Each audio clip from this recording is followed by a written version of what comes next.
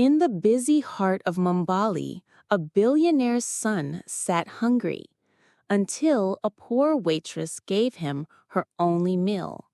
She had no idea that this small act would change both their lives forever. Long ago, in the bustling coastal town of Mbali, where the sea met the golden sands, there lived a man named Kofi Adu.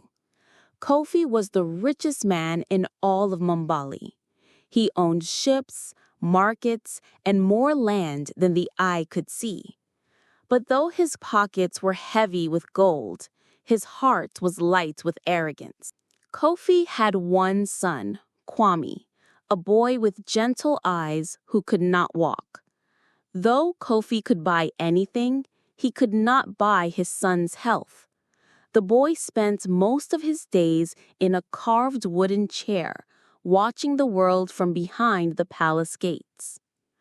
One hot afternoon, Kofi took Kwame to the market square to see the ocean breeze dancers. After the show, they went to a small roadside cafe. The air smelled of roasted maize and fried plantain. There, working behind the counter, was a young waitress named Amma. Her clothes were faded and her sandals were worn, but her smile was brighter than the midday sun. As she served food to the customers, she noticed Kwame looking at the steaming bowls of jollof rice with longing. Kofi, too busy talking with traders, didn't notice, but Amma did. When she thought no one was watching, she took a small plate of rice from her own lunch and knelt beside Kwame. "Here, little brother," she whispered. "Eat so your heart may dance."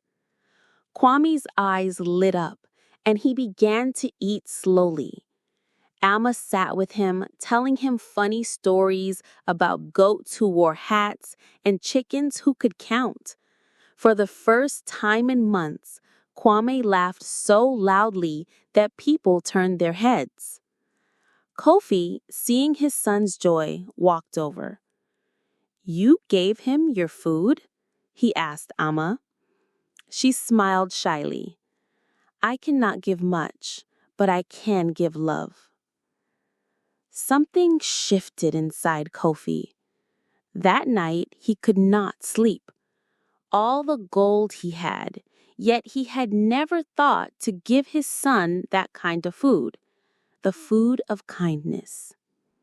The next morning, Kofi returned to the cafe, but Amma was not there.